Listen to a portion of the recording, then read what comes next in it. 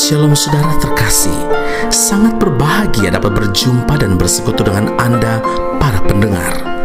Kejadian 37 ayat 11, maka iri hatilah saudara-saudaranya kepada Yusuf, tetapi ayahnya menyimpan hal itu dalam hatinya. Saudara yang terkasih, Yusuf mendapatkan mimpi dari Tuhan, dan melalui mimpi itu Tuhan ingin menyatakan rencananya dan janjinya kepada Yusuf. Pertama, Yusuf bermimpi sedang berada di ladang bersama saudara-saudaranya untuk mengikat berkas-berkas gandum.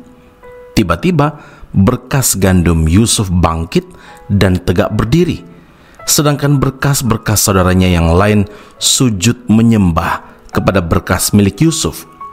Ketika dia menceritakan kedua mimpi itu kepada saudara-saudaranya, mereka menjadi sangat marah dan berkata, "Apakah engkau ingin menjadi raja atas kami? Apakah engkau ingin berkuasa atas kami?" Sejak saat itu, saudara-saudara Yusuf sangat membenci dia.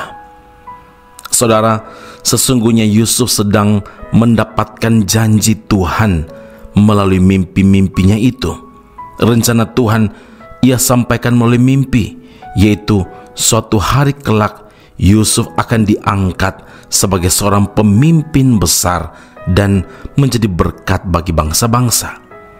Ternyata sekalipun mendapatkan janji yang luar biasa dari Tuhan, Yusuf harus mengalami banyak masalah dalam kehidupannya.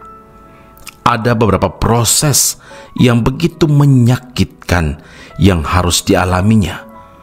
Yusuf dilemparkan ke dalam sumur. Yusuf dijual sebagai hamba di negara orang. Yusuf dipenjarakan oleh Potifar. Yusuf dilupakan oleh juru minum raja.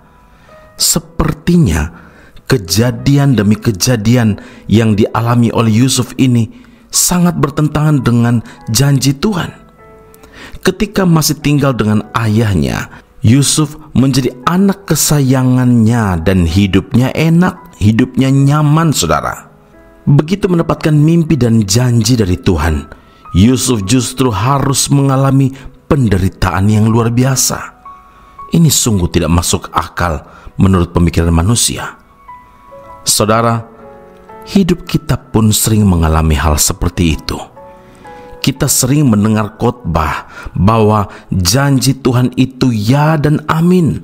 Rancangan Tuhan bagi kita adalah rancangan damai sejahtera dan bukan rancangan kecelakaan seperti yang ditegaskan dalam Yeremia 29 ayat 11. Namun, mengapa keadaan kita tetap begini-begini saja, tidak berubah? Krisis masih dialami, sakit pun belum juga disembuhkan. Proses, ya, proses. Inilah perjalanan yang harus kita lewati.